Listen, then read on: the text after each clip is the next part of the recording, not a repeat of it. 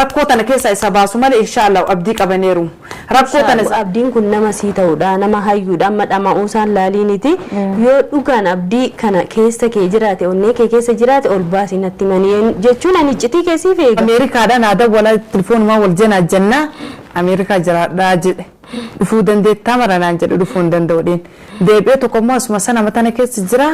kalaasiin illee tilfoona malee waan qaama wal bira geenne akkasitti wal ibsiniin qabu. Dhugaa dubbachuuf taanaan kaas keessa ranka Ameerikaa san jaaladha abdii ammoo dhugaa dubbachuuf taanaan anaaf inni obbolummaa malee jaalalli takka nu jidduu hin jiru.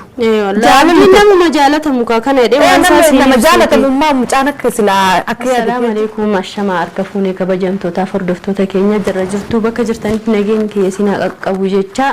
har'a piraankii boombii dhooftu takka zaalikaa irratti hojjetu hedaa jechuudha. Ishin illee yeroo darbe waan nagochaa turte argitaniitu takka ol ka'ii gaddeebii achi ba'ee as deebii furdina kiyya kana hir'isuullee barbaaddeessa akkuma beekamu halkanii guyyaa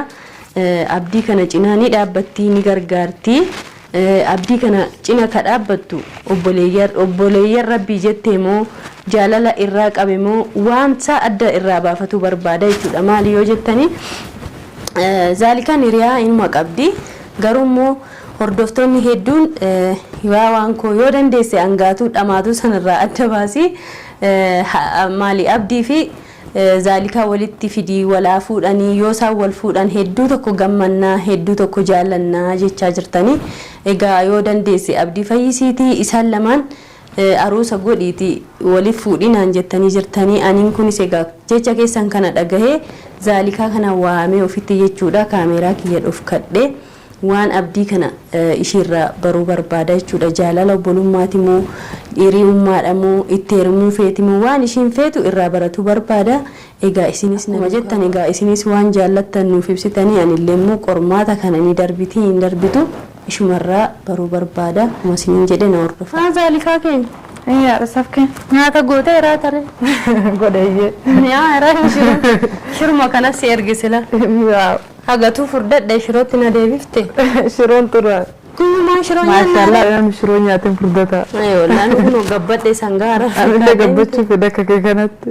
waa keeridha si iraata soo nyaatiin biroo waas gaafatu edaayyuu yaa zaalikaa abboorata nyaanna beeluun na jira kainu Koi kamal deh. Bodeh rufia makuno. Dakika mereka sete dakika shan yo tate akas kasih gafat gafi. Mali mana gafat tapi ya mertu gafi magafi temali dah sabke. Gafi fi gorsi kiya mata si janjes sesa. Janjes wala. Rammo galu fit agar mana debu fit makuno. Debi tata. Berata nyade sasa dim mana jeracu ko. La nama wau makerille si gafatu fit jadi. Yeroo baay'ee ka maal jedhee siif maree abdii keenya cinaa ni dhaabbatta baatii meeqa isa jalallee dararamaa jirta yeroo baay'ees jechuun nati fayyadamtu viidiyoonis taate qaamaanis hogguu asofnu abdii kana akka obboleessa kiyyaatti nama raraa jettee jirta hamma ta'e abdii kana yaani kama dhugaa kana natti man obboleetti keeti mitiire yaani abdii kana obboleessuma dhugaati moo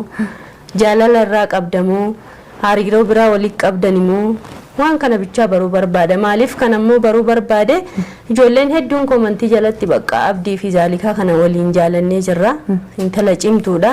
hayyuudha kaametti arsiitii jedhanii jirani kanaafiyyuu yoo ka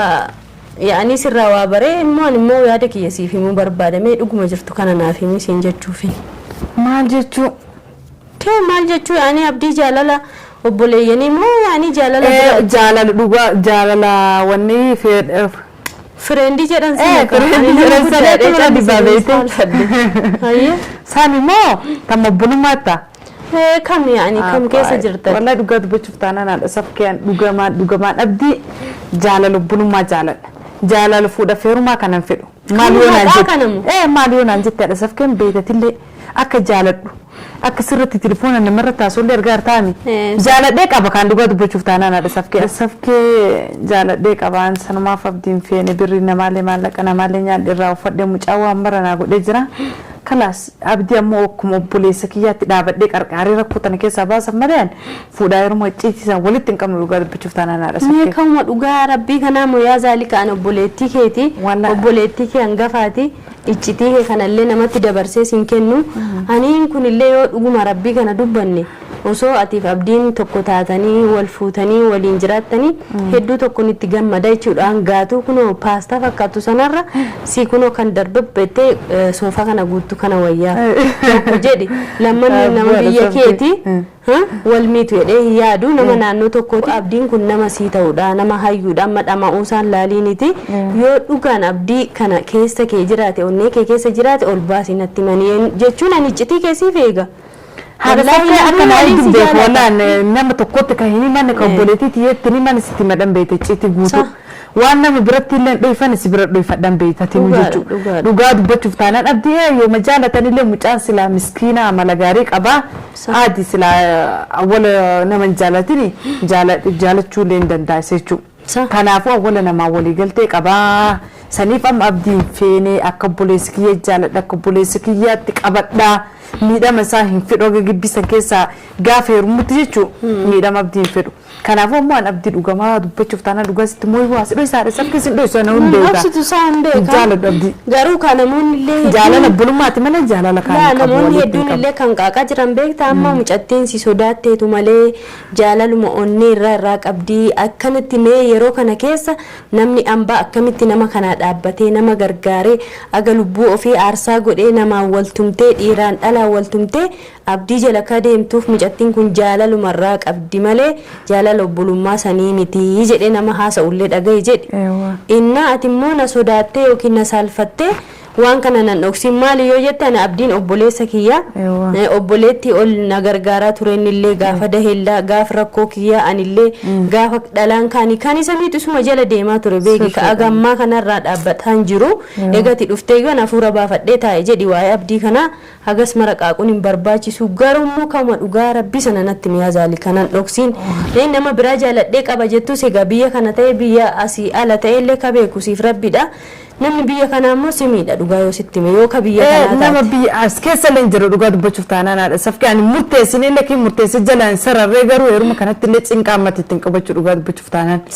anis barnaama waan akkasii kana biyya kanatti yeruma galanii Itoophiyaa lafan gabaree horu qotatetti yeruma caalaa beeyte tokko Ameerikaadhaan aadaa walaa tilfoonumaa wal jenaa jennaa Ameerikaa jiraadhaa jedhe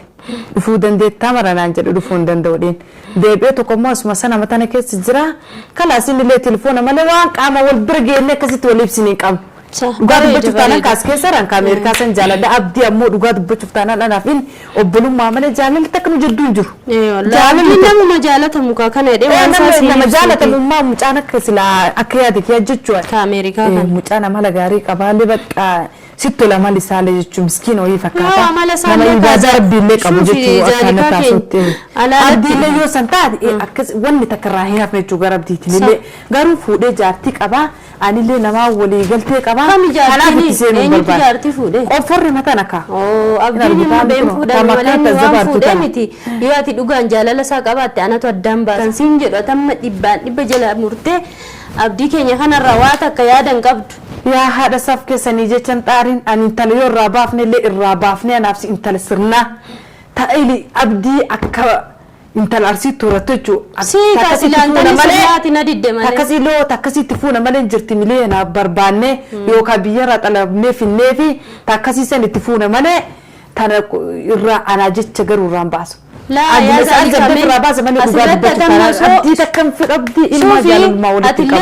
أسينمني نجانجرو أسيباتي أمريكا كجدا كون اللي كجبتاتي أنين كون اللي جنا بيرات ألمني بربادو رمالة تبدي ما ركو كبامي أتنا رسافك وادنا ما كنيا تتكون دي داكوي ولي جلنا كوي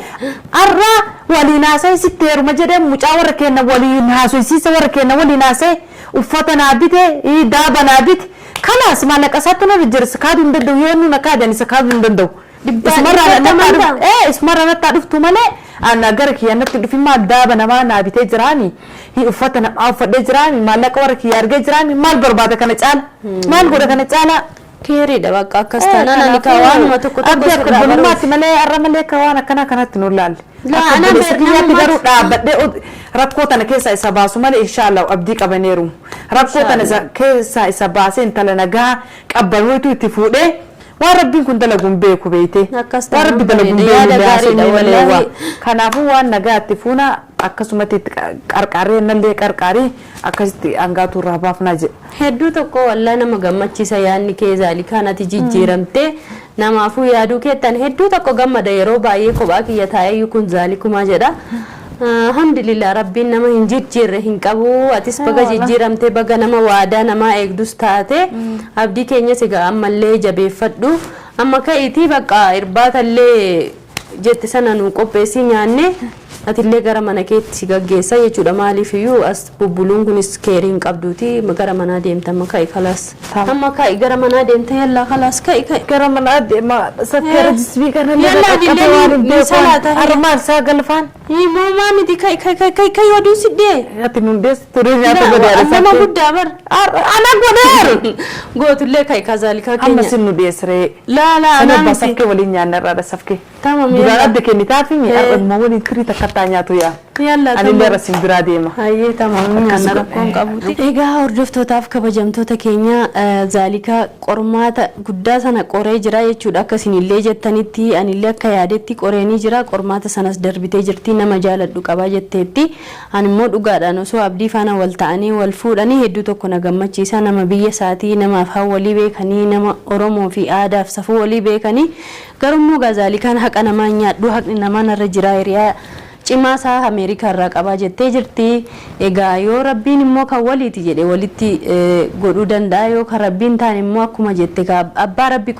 qoodee fishiidhaaf rabbuma beekaa jechuudha biraankis hin jenneeni waa kanas hin jenneeni zaalikaadhaani akkasumatti baatee tartee jechuudha nyaata nu dhiyeessuu fi dhugaa dubbatuuf zaalikaan hedduu tokko jijjiiramtee ana faana walii galtee waan keerii waan gaarii dalagaa oolti.